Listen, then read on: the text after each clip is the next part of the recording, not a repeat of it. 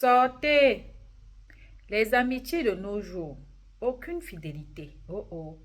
Donc, là, on avait vécu la dislocation de l'amitié Francine. Non, Ruby, Belle Bijou et Ibrahim. On a dit, hey. Après, on se disait que c'était les jeunes, même si ça devenait de plus en plus récurrent que ce genre de choses arrive, alors que hier, on s'était juré fidélité. On s'était juré de ne pas arriver sur les réseaux sociaux au cas où. Là, ce matin, déjà depuis quelques jours, c'est Jessie J, le pape de Jezeli, qui se gâte avec sa mère Francine Ba.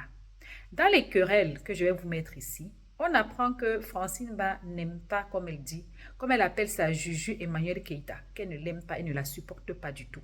Elle fait ça juste pour éviter les écalandaises qui l'insultaient tout le temps.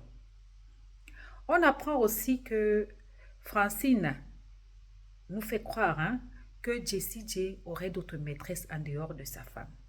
Une chose est sûre, c'est que rien ne va plus. Les secrets sont versés dehors. Qu'est-ce qu'il y a eu? Il n'y a vraiment pas eu de problème. Jessie J nous explique simplement qu'il n'est plus accessible depuis qu'il est avec sa nouvelle compagne. Cette nouvelle compagne le tient.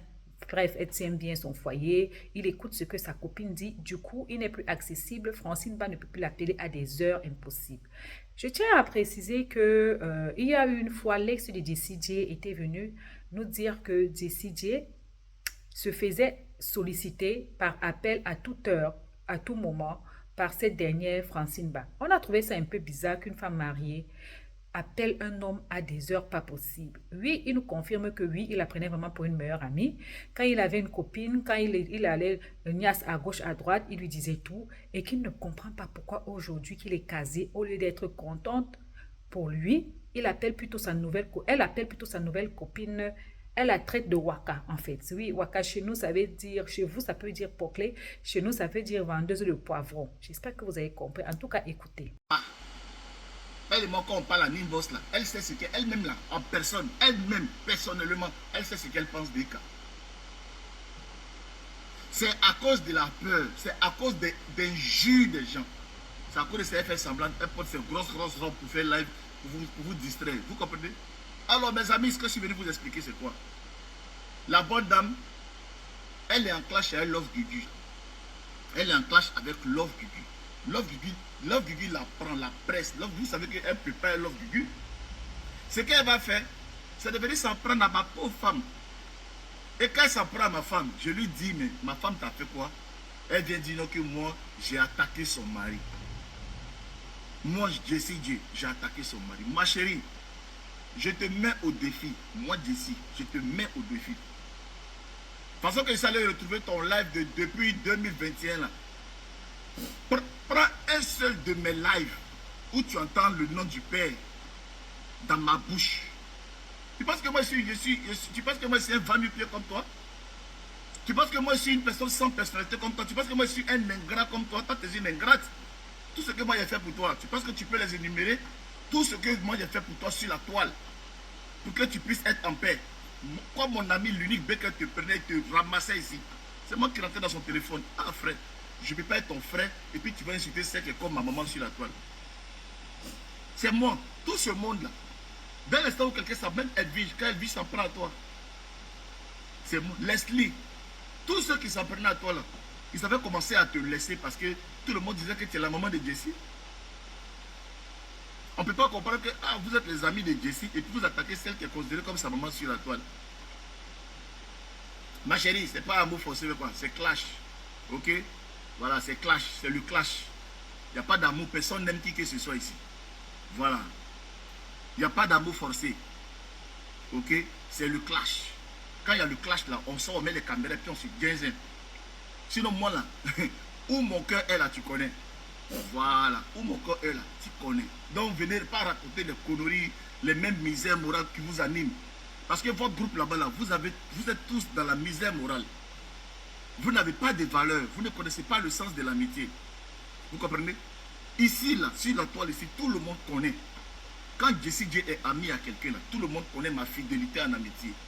Tout le monde connaît, en tout cas, ma loyauté. Ma loyauté là, souffre d'autre chose, d'aucun ombrage.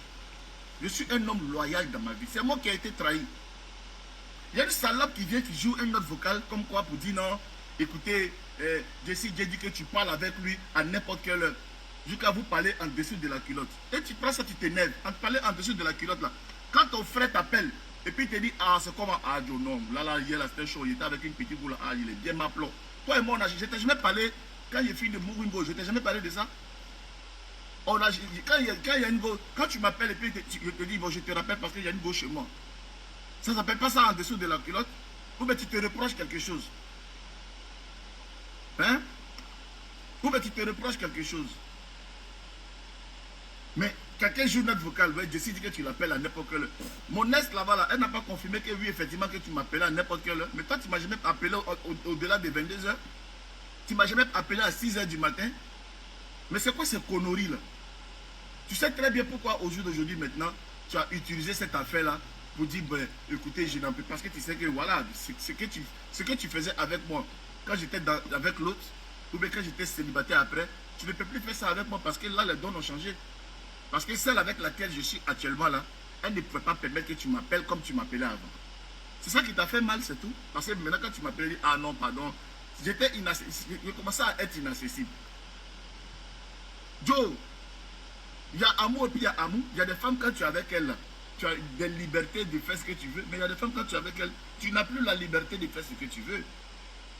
Et il y a des femmes qui tiennent leur foyer en main. Elles ne jouent pas avec leur foyer. Mais tant pis pour toi.